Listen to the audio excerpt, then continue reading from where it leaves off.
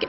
Et puis à cette occasion, la patrouille de France a elle aussi voulu rendre hommage à Albert Uderzo, le dessinateur qui a aussi créé la même année en 59 les Chevaliers du Ciel. Patrick Esther, Guy Sabat. Au cours de ce vol, on va faire une figure un peu spéciale. Donc on va briefer, on va faire la musique.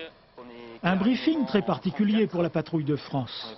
Exceptionnellement, il n'a pas lieu sur une base aérienne, mais dans la maison de campagne d'Albert Uderzo, devant le Mirage 3 que l'auteur de bande dessinée a installé dans son jardin.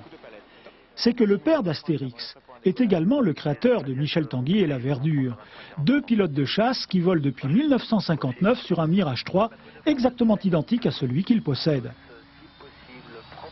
J'ai un ami qui a eu l'idée un jour de me dire tu n'aimerais pas avoir un Mirage 3 chez toi? J'ai cru qu'il plaisanterait, je lui ai dit bah, pourquoi pas. C'est qu'il plaisantait pas du tout. Et il est arrivé un jour en transportant un Mirage 3 évidemment qui était loin d'être dans l'état de celui que vous voyez derrière moi. Il y a quelques semaines donc, la patrouille s'est rendue en Normandie pour rencontrer l'auteur.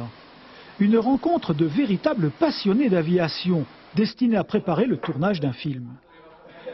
Quand les pilotes de la patrouille de France sont arrivés chez Albert Uderzo, ils ont découvert son Mirage 3 qui est dans un état complètement impeccable et qui est entouré des dessins originaux de Tanguy et la Verdure. Et c'était très amusant de voir les pilotes de la patrouille de France qui regardaient ces planches un peu comme des enfants. Il y a beaucoup de pilotes de chasse qui sont devenus pilotes de chasse dans l'armée de l'air française en lisant Tanguy et la Verdure enfant. Ils ont rêvé à ça devant ces dessins, ces BD, ça leur a donné envie de faire une carrière de pilote de chasse. But de l'opération, célébrer le double cinquantenaire d'Astérix, mais aussi de Michel Tanguy et la Verdure. Albert Uderzo a commencé par croquer un portrait de l'irréductible gaulois que les pilotes ont ensuite transformé en figure acrobatique, dessinée dans le ciel au moyen de leur fumigène.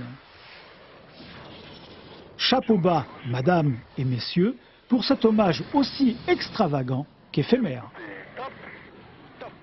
Un beau clin d'œil aussi à Goscinny. Les coulisses de cette prouesse sont à voir bien sûr sur Internet.